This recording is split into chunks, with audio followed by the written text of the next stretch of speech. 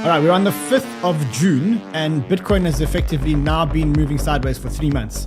So if you look at this chart over here, you'll see that Bitcoin actually entered this range at around March 18th.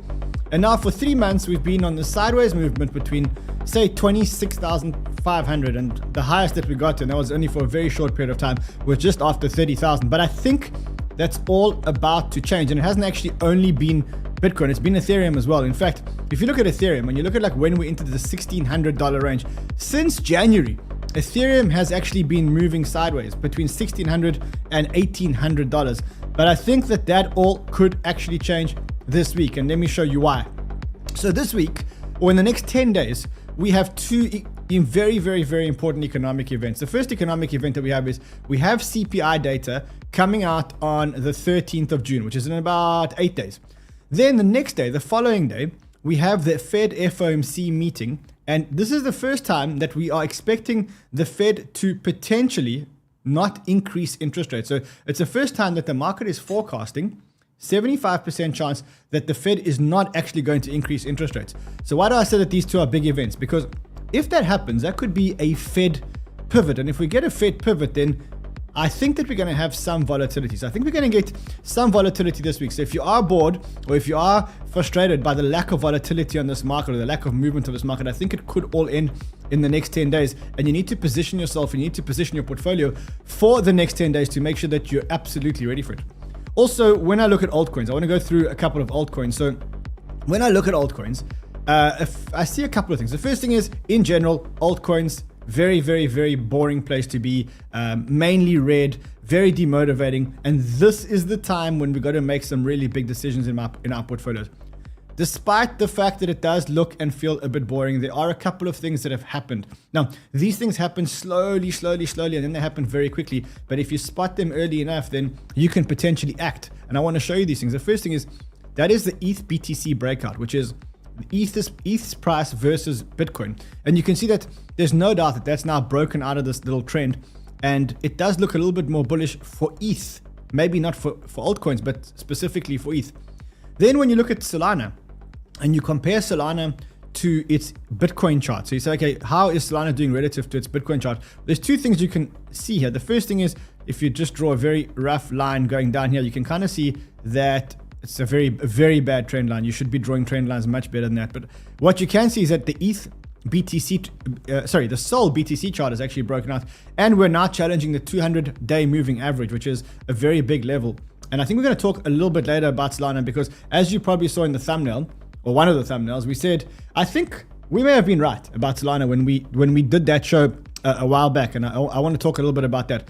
You're also seeing this on the Bitcoin dominance. So Bitcoin dominance, again, back under 48%, now starting to move down. We're going to talk about what that means. And then also today, what we're going to be covering on the show. Sorry, for those of you who didn't see that. So you see the Bitcoin dominance is now back below this line. And then what we're going to be covering on the show as well is we're going to be covering the Apple event, because that's happening today, starting off at 10 a.m. Pacific time.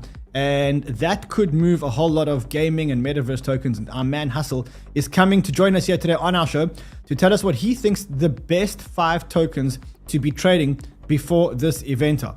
So it's a boring day in the markets, but I can tell you one thing, it's a big, big, big show here. Let's do this, guys.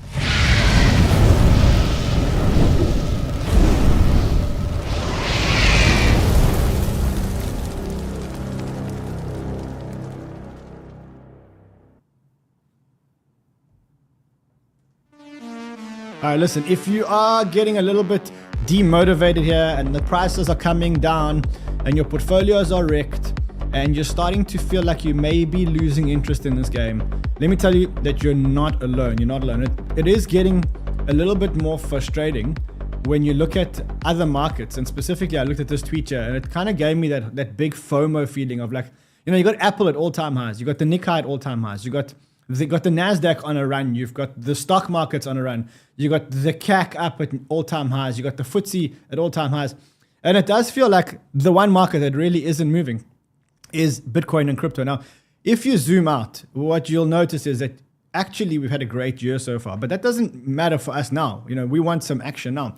If you look at where we've come from, I mean, we are up on Bitcoin 65% this year. So it's not like we haven't had anything this year. And I guess the question that you want to be asking yourself now is you want to be asking yourself, Is this crypto that's lagging the traditional stock markets, or is crypto leading the traditional stock markets? I'm going to give you some clues about that later on when we look at what we think is going to be happening in the macro markets. We're going to be talking Apple. We're going to be talking about Solana. We're going to be talking about Cardano. We're going to be talking about XRP. We're going to be talking about OpenX.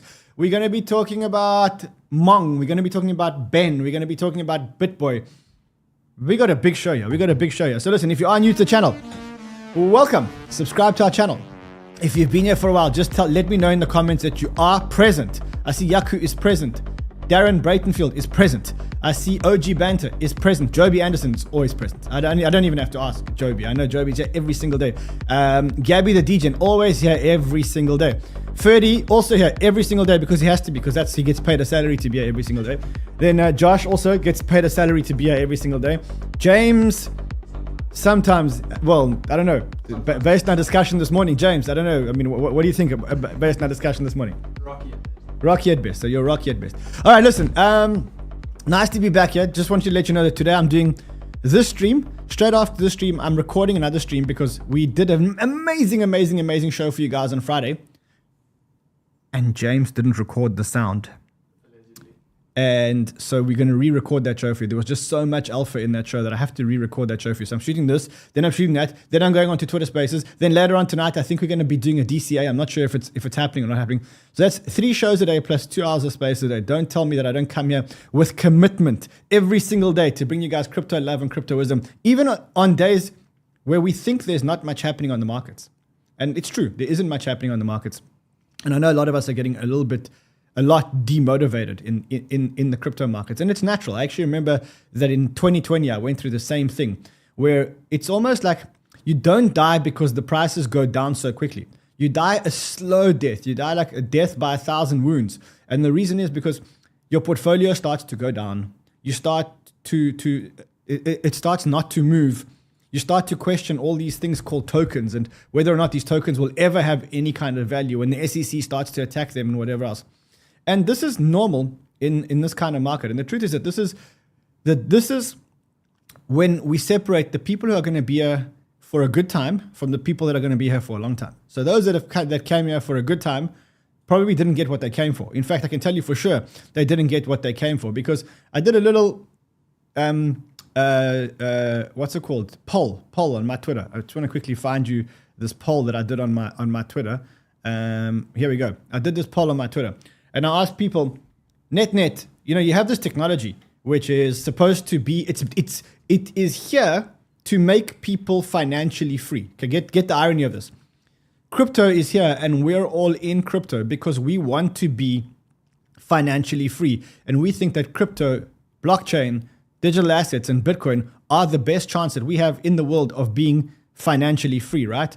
But then when you ask people, and I've got 700,000 followers on Twitter, so I guess I've got quite a broad range of people on Twitter, and I've been here since Twitter since 2016 or something like that. So when I ask people on my timeline, have you made or lost money in crypto? Sadly, this technology that is supposed to bring everybody financial freedom, 65.8% of people say that they've actually lost money in this sector, which is supposed to bring us all life-changing money. And 34.2% said that they've actually made money. Now, I can tell you that there's a few differences between those that have made and those that have lost. The first difference between those that have made and those that have lost is the ones that have made have been here for a long time. They've been here for more than one cycle. They didn't come here for a good time. They came here for a long time. So it's like when you're walking in Thailand and you're walking down the main road in Bangkok or in Penang or wherever you are, and then the lady, who's actually not actually a lady, but looks like a lady, says to you, "Oh, you want long time or good time?" So you need to say, "I want long time, not good time, long time." Because that's true. Because if you come here for good time, then the problem is that you get wrecked like all the meme coin traders. You're going to get wrecked like all the meme coin traders. You have to remember just keep thinking of the Thai lady, the lady that was a man. And when he says or she says, "Are you here?" Can't talk about lady and man on Gender Inequality Month. What is it? It's LGBTQ month, right? Okay, so Ferdy says cut the talk about the trannies and Thailand. But when the tranny in Thailand, the one that was a male and then became a female, when she now but used to be he, Pronouns were him, he, became she, her. Okay. When she says, if you come here for a long time or good time, can I give you long time or good time? You say, I want long time, not good time. Why? Because I think the difference between people that have made money and lost money in crypto is that the people that have made money have been here for more than one cycle. I also think that the people that have been here for a long time didn't fall into this trap over here, which was bad trading. Because if I ask people, what wrecked you the most? Now, you'd think that after a year where Celsius collapsed, Voyager collapsed, Luna collapsed, Three Arrows Capital collapsed, NFTs promised everybody the promise of these amazing communities, you would think that most people got wrecked by one of these black swan events that wrecked everybody. Like, you would think that we all got wrecked by, if you didn't get wrecked by Luna, okay, you survived. But then you would think that those people would have got wrecked by Celsius, Three Arrows Capital, Voyager. And if you didn't get wrecked by Celsius, Three Arrows Capital, Voyager, you'd think you probably got wrecked by FTX. No. How did you get wrecked?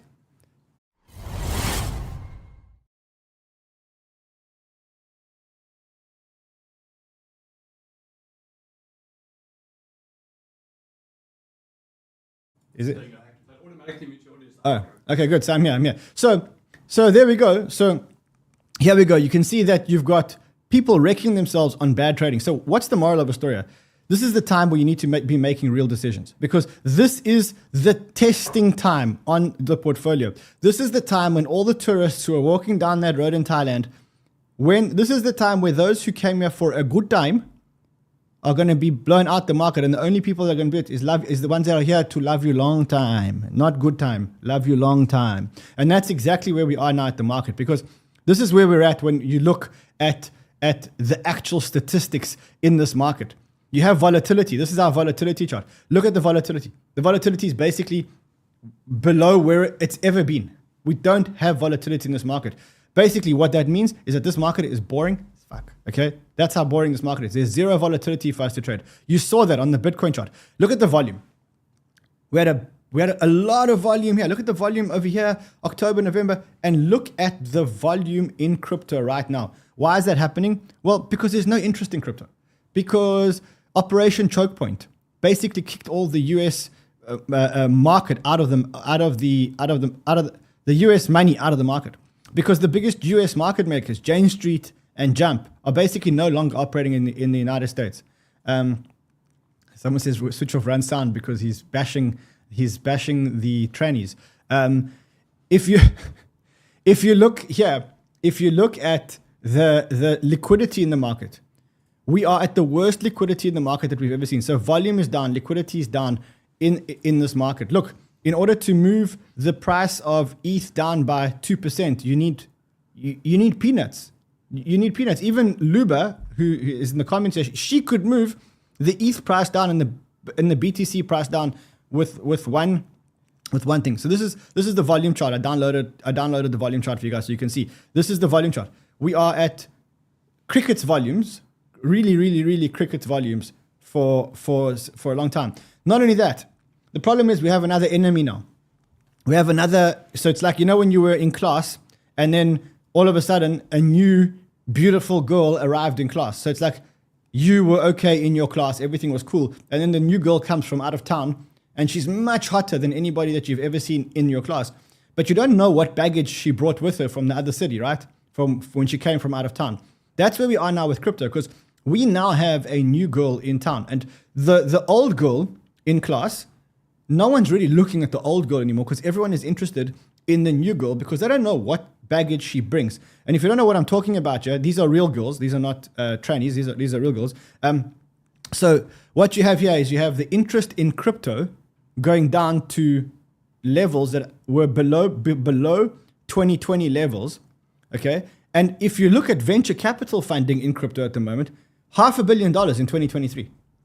Okay, this is after $21 billion in 2022, $14.4 billion in 2021, $5.5 billion in 2020, and even 2019 had $3.3 billion. Now in 2023, we are right now at $500 million in funding. That is a very scary picture. Why is it happening? Well, it's happening because of a few things. The first thing is, as I said, we have AI, the new girl that came from out of town, the beautiful new girl that everybody now wants to invest in. All the VCs are now pivoting into AI. All the content creators are pivoting into AI. People think that their biggest chance of life-changing money is AI. Nobody's asking the questions about all the baggage that AI brings with her from out of town. It's just about right now trying to get the everything that glitters is gold effect, and everybody running to this new investment.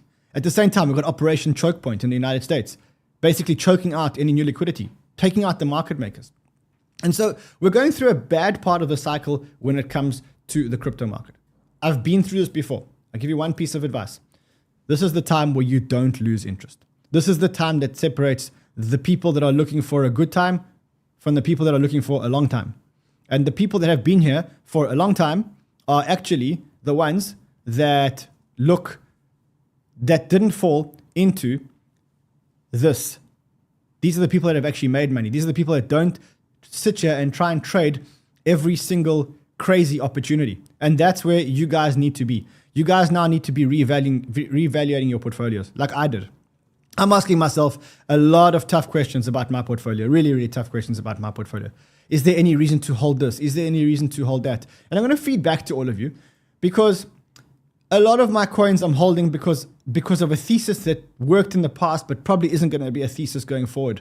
A lot of the tokens that I'm holding don't really have a use case anymore. A lot of tokens that I'm holding, love the tokens, love the team. But listen, if you haven't delivered something in the last 2 years or 3 years, chances are you ain't fucking delivering it.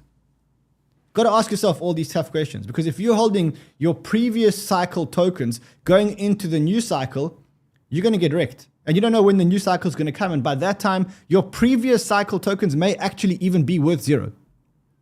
So this is the time where you need to take a very, very, very deep look and say, am I really, really, really here for a good time? Or am I here for a long time? And if you are here for a long time, ask yourself the question, why are you here for a long time? What is it about this technology that you like? And then make sure that you are invested in those very same narratives that are about the stuff that you actually like. Because if not, either your tokens are going to bleed out and go to zero before the next cycle, or you're going to bleed out and you're going to leave us because you actually were here for a good time, not for a long time. And that's, I think, the main message around today's show. Love this place long time. Don't come for a good time. Anyway, speaking of that, there were a lot of people that did actually come here for a good time. And I did warn them, and I tried to warn everybody that I hate this meme coin rally that we were having, that it is a distraction, that it is people taking their last of their life savings and trying to put it into something to see if a greater fool could buy them. And I told you guys that I think it was not only distracting to the space, but I think it was a bad reflection on crypto. And the one thing that I'm really glad about is that actually this meme coin rally is actually starting to cool down. And I hate the fact that people have lost money, but I do love the fact that here we've actually been vindicated, where I kept saying to you guys, do not buy Mong, do not buy Ben, get out of this meme coin garbage, do not buy it. If anybody, I don't know how many times did I say on the show, don't follow, don't ape yourself into Mong coin. It is the biggest load of hype bullshit. And I kept warning and warning and warning people that this is what's going to happen. And now we're still getting... I'm in hands and I'm 10 times cooler than you ever will be. Now, I held over $25 million of Mong at one point, well over 25. I'm not going to tell you how much because it's going to blow your brains. Now, here's a fact. Here's a fact you pussies need to understand. I didn't sell that. I didn't sell... If you're still following these kind of people, and if you're making buying decisions based on these kind of people, and if, I don't know, I mean, it's crazy. It tattoos the word Mong onto his fingers and onto his head. Is this what crypto has become? Seriously, is this why you're here? Because if this is why you're here, to be honest, you deserve whatever you got on the way up and on the way down here. If this is why you came into crypto, so that you could trade a coin from an influencer that is minted out of thin air and makes an influencer potentially $25 million richer, you shouldn't be here. You shouldn't be here. And I think it's irresponsible for influencers to shill these coins. And I kept trying to say it, but nobody would listen.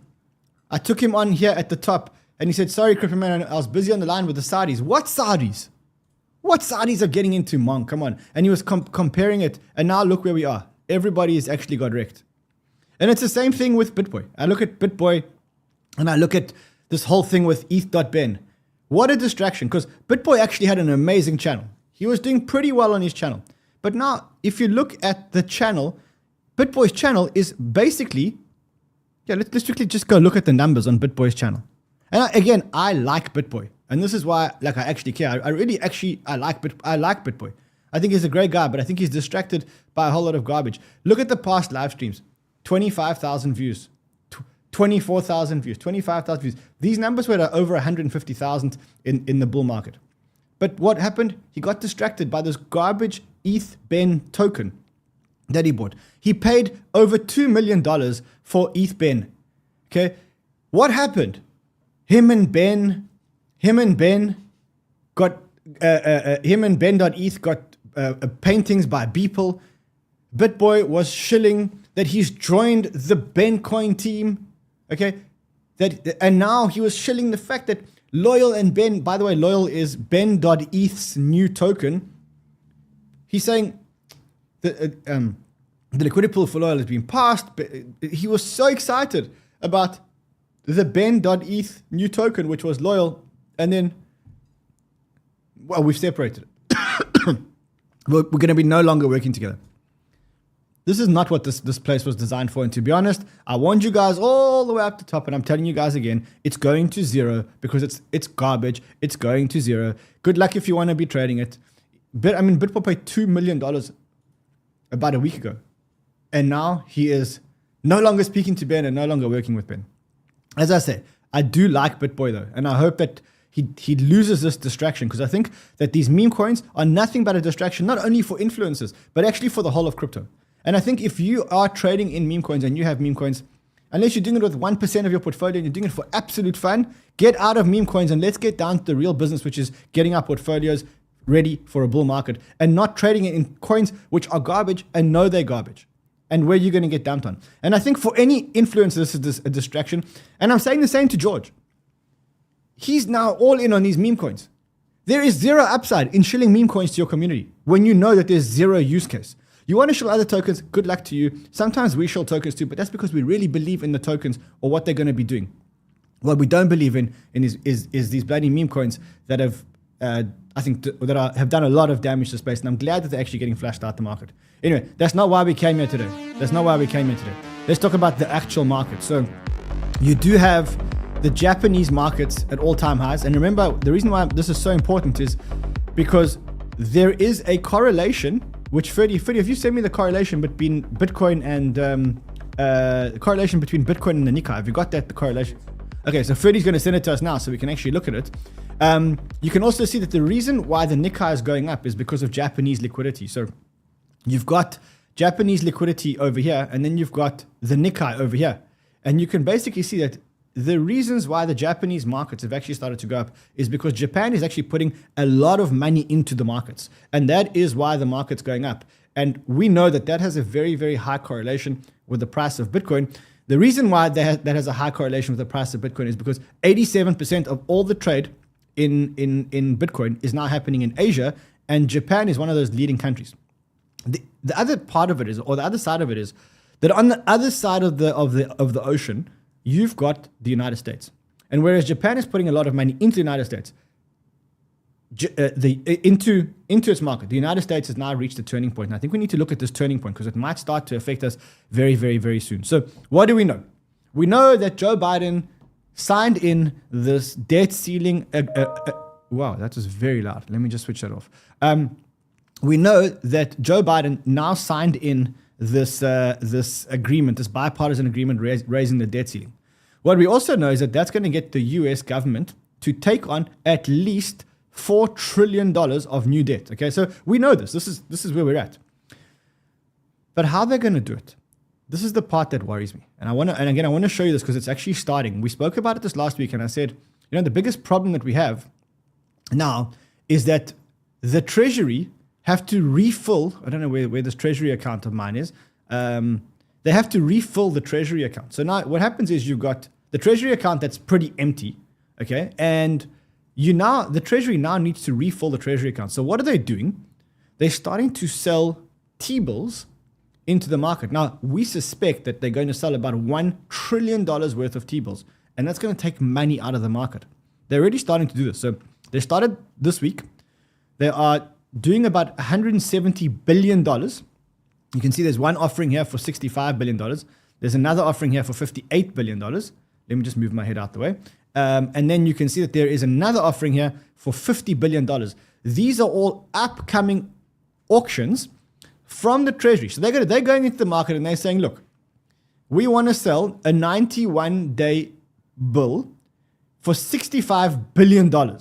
Okay, so it's a $65 billion, which will be a 91-day, so short-dated T-bills. And they're starting to take money out of the market using these auctions. And you can see just this week, there are 3 of these auctions happening. First auction is a 13-week, then there's a 26-week, and then there's a 44-day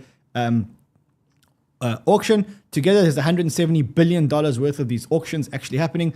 I'm worried this is going to suck liquidity out of the market. We've got to keep a very, very, very close eye on the market and on the NASDAQ and on everything else. Right now, they're all looking good. They're all at like near highs. And either Bitcoin is lagging the markets or the markets are lagging Bitcoin. We'll find out soon enough which one is which. But keep your eyes open for that. Keep your eyes open for that. Cool. So that's that. Let me know what you think. Let me know if it worries you. Let me know if you got caught in meme coins. Let me know if you're still present. Also today, as I said to you, big day today, because remember we spoke about the 5th of June. 5th of June is the day where Apple have their DevCon, like a developers conference. And in this developer conference, we think, no one knows, but we think that the big announcement at this developer conference is going to be the fact that Apple is launching this new virtual reality plus augmented reality, what do they call it? Mixed reality headset. So Apple is launching a new mixed reality headset, and that is what we think is going to be the biggest announcement of the day. Now, let me tell you what I think here.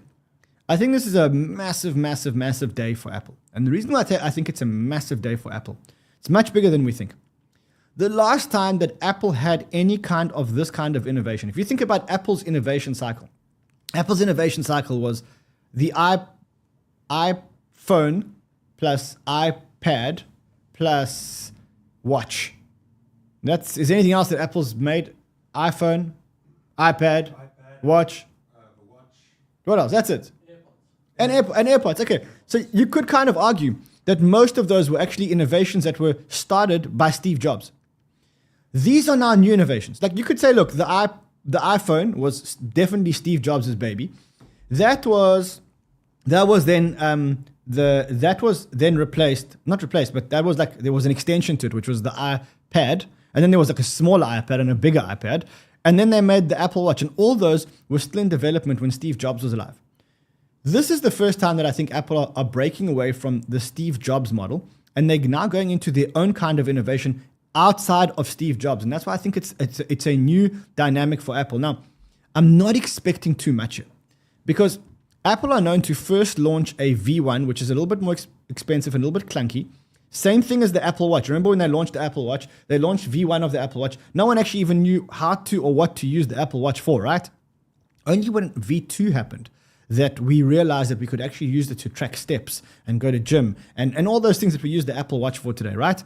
That's exactly what this analyst on CNBC is talking about. I think we'll see the first in what is going to be a series of new devices over the next several years. This is really about launching the platform and really beginning to enable developers to write applications to the platform so that as users, we have a lot that we can do. It could be in terms of content, video, gaming. There are a lot of things that they can do. If we step back, though, and think about this story here, think back to the iPhone over about a decade and a half ago. It was really the App Store and really empowering all the developers to build on top. And so that, to me, is really the magic of this story here. Now, this is what he says about some people are worried that this is going to turn out to be a very expensive flop.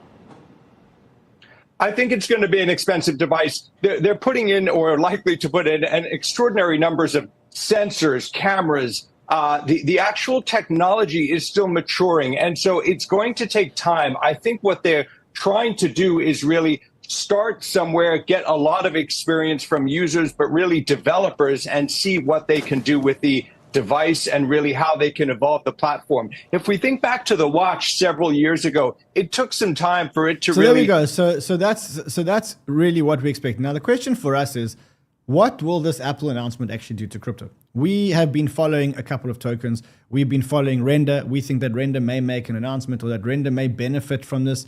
We also have been following Axie Infinity, because we know that Axie has been accepted as a game on the App Store, right?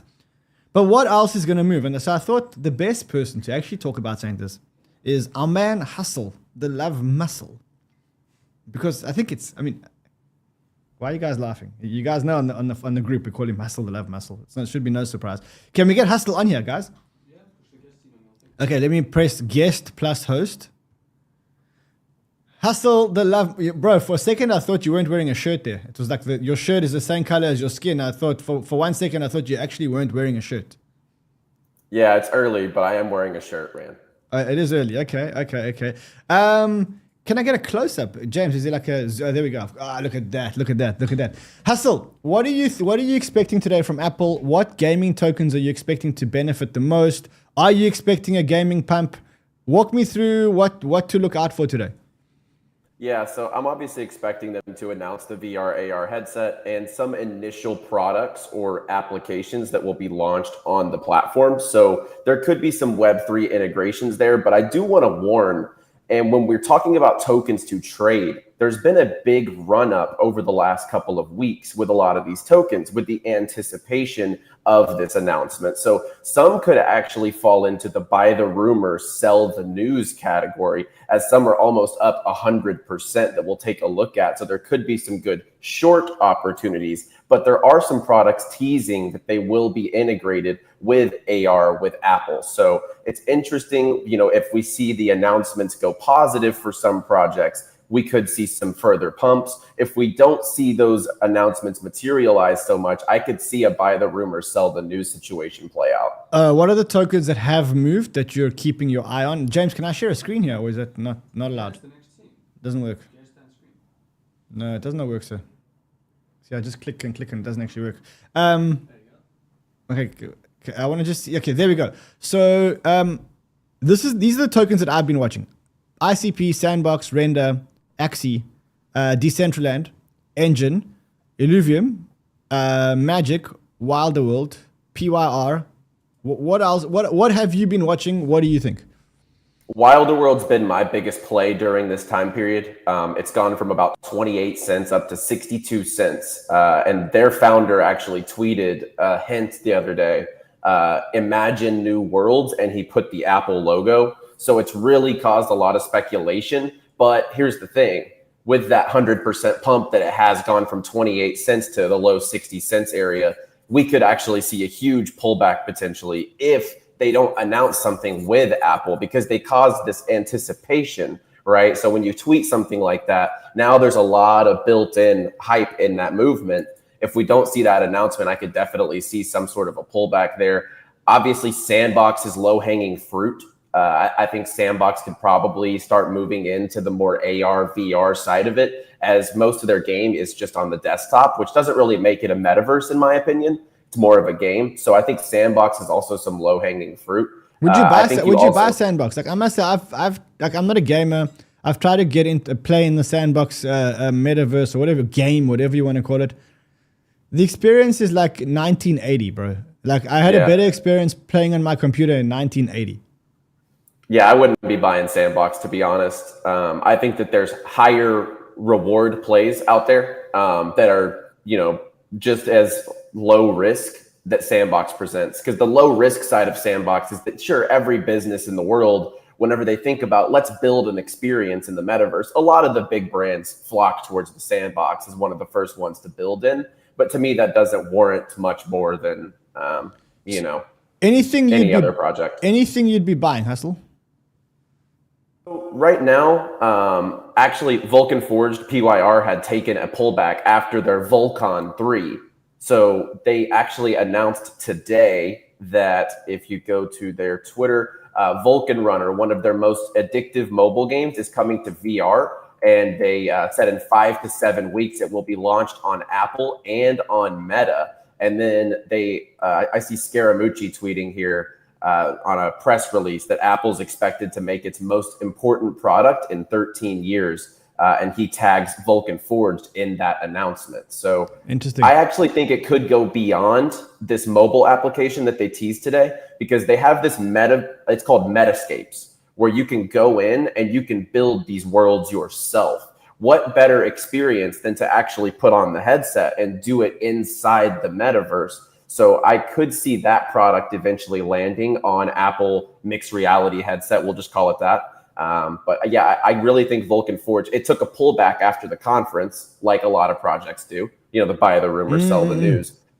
But now I kind of see it as it's a little underpriced, in my opinion. The market cap's a little undervalued, and I'm looking the hardest at Wild and PYR. So you worried about Wild World? You're saying if we don't hear something amazing coming out of Apple, probably a good short on Wild World. PYR, you're saying probably a good buy just because it's had a pullback. You're saying for those who don't want risk, Sandbox and Decentraland, even though, to be honest, long term I wouldn't touch those things with a 10-foot pole. Anything else that you'd be buying or selling ahead of the developer day? I mean, Render is always one that I'm interested in because it's had a good run up, but it also, it's got a long-standing relationship with Apple, right? Yeah, I'm bullish on Render. I think it's a great accumulation, and even if you don't have a short time horizon, I always kind of preach have two portfolios, have a short time horizon, swing trade, short-term trade portfolio. But Render is one of those that you would want to put into your long-term basket, in my opinion. I think that, if you're looking at the market cap of Render and the capabilities that they're providing in the metaverse and in the AI space, you're looking at a huge winning trade. If you can just put together a position over the next, year or two going into the next bull cycle, that's going to be probably the biggest winner. I actually said on my show the other day, if you're looking from a company perspective, they're probably the closest thing in Web3 to NVIDIA. So take that how you will. All right. 𝗕𝗏𝗧𝗏, my man, what are you doing your show on later today? I think you are covering Apple as well, right? You are covering the Apple day. It'll be later on in the day. So probably some of the news would have come out, right? Yeah, so we'll take a look at what happens with the WWDC. We're going to go over some of the implications, some of the big announcements that we see. Is it going to trigger more of a rally? Is Apple building an experience? That would kind of be what would trigger a rally, in my opinion. We saw whenever Meta switched their name and they said they're building a metaverse experience. So we really need to see what is all going to be baked into this announcement. If it's just a device, or is Apple going to have like a central hub type of world inside of the experience? So we'll cover all of that and the projects that are affected on the show later today. Amazing, brother. Much love. Nice to have you back on my show. It reminds me of the bull market. When you used to come on my show every day. It certainly reminds me of the bull market. Good times. Well, hopefully we get there soon. Hopefully we get there soon. Alrighty, so that's that. Let's also talk about the elephant in the room over there. We did a show a while back. In fact, we did that show when it was 6 months ago. It was exactly when when FTX collapsed and Solana. Everyone thought it would be the end of Solana. Here we are 6 months later, and I thought we should check in and tell you guys that we were right. We thought that Solana will definitely survive, and not only will Solana survive, but Solana will actually effectively thrive and grow. And I think that this is one of the things that I came to the realization when I thought of restructuring my portfolio. I've got to get rid of all the rats and mice in my portfolio. I've got to make sure that all the old narratives are gone and that I put my money into tokens that are A, going to survive this market, but B, actually have flourishing activity in this market. And the main thing is I don't want to get caught in tokens that are part of the old narrative, or get caught in tokens that are part of old hypes. And so what I noticed, and it's about 6 months, so exactly 6 months after we did that previous show, Sheldon actually brought it up to my attention where he said, look at Solana versus Bitcoin. It's had a breakout over here and it's about to challenge a 200-day moving average. And I thought, wow, that's pretty apt for Solana to do that 6 months after after the FTX collapse and everything that we spoke about. Also, when I looked at the metrics on Solana, I saw that average daily users, the 30-day average of their average daily users is actually up 20% month on month. So here you're talking about a blockchain that is actually continuing to be used. And if you take Solana and you compare Solana to all the other big chains, so I mean, let's compare it to BNB and to Ethereum and to Matic and all the other big chains and Near and whatever else, what you can see is that on all the metrics, on every single one of the metrics, Solana is in the top couple of percent. So I read this and it says Solana has experienced a remarkable 2-time surge in unique users in the past month. The significant of users were comprising of new users. So what attracts new users to Solana ecosystem? Gateway apps are the very first interaction a user has within the ecosystem and plays a critical role in onboarding and engagement. Because Solana is cheap to develop in, and there are a lot of Solana developers because there's a growing contingent are actually building on Rust. In the past year, the focus on gateway apps on Solana has transitioned through various sectors: DeFi, gaming, NFT markets, mix. So you can see that Solana is really like, it follows all the narratives that happen in the year. It follows all the functionality. Now, one problem that Solana has, it fails to retain users long term. And the reason why that's happened is because the biggest apps that have been built on Solana, like STEPN and some other apps, have actually migrated to their own chain after and say, look, we actually want to build our own chain. And so that is one of the challenges. But net, what we're seeing that Solana is surviving and actually even growing. So even their DEX volume, if you look at the DEX volume in the last couple of months, you said that May was actually 30% higher than April in their DEX volume. And you also know that May wasn't a very good month for anything. Also, when we spoke about AI, Elon Musk was asked what the language that the AI models would be written in. And they said, it would be written in Rust. And we drew a conclusion from that saying, look, if there's going to be a merge between blockchain and AI, and you need a blockchain that can be very fast and very cheap. Well, right now, the only one that can actually do it, and by the way, it's written in Rust, which was the same language that Elon Musk touted as the language that was going to drive AI forward, that language is actually Rust. And so we're putting all these things together and saying, look, I know it doesn't feel like it now, but Solana at $20, probably that is where I'm putting a lot of my, I'm going to clean up my portfolio. And I'm going to take all the stuff I don't believe, I'm going to throw it into Solana. Why? Because I think, so if you think about the blockchain landscape, and you think about what layer ones do we have right now that have high users, high volume, high developers, and have stood the test of time. You can say Ethereum, great, but Ethereum is building itself with layer 2s. You can say BNB chain, but that's just an EVM, and it's, I think I'd say, pretty centralized. Then you can go down, and effectively then you've got layer 2s, which are Matic and stuff like that. And then you got Solana. And so for me, Solana is the layer 1 bet that I'm taking. And I just want to come back to you guys 6 months after the big events of FTX and whatever else and say, look, Solana is still here and it's still a great chain to use. And so I thought, take that. Did we get developer numbers on Solana, 𝗕𝗘𝗧? We were looking for dev numbers. There we go. Let me quickly open the developer ecosystem report. Okay, so hold on a second. Yeah. Cool. Okay, yeah. So we'll get you guys a developer report, but you can see basically that, look, it's a bad market out there, and all the blockchains and all the metrics are going down. But if you think about it, the ones that are probably going to survive, I think Solana is definitely going to be there. So that's something I didn't want to bring up with you guys. Also, let's look at some other things that are happening in this market before we go. First of all, you had this atomic wallet hack. Lots of money hacked. I think over 30 million hacked now. 35 million hacked now. Biggest hack is about $7.5 million. So if you ever use Atomic Wallet, just get your money off the Atomic Wallet. Here's another one. So our analyst Joe realized that there was huge spot buying on XRP, and at the same time, we know that the XRP guys have been out on this roadshow trying to raise money. Well, not trying to raise money, but talking about an IPO.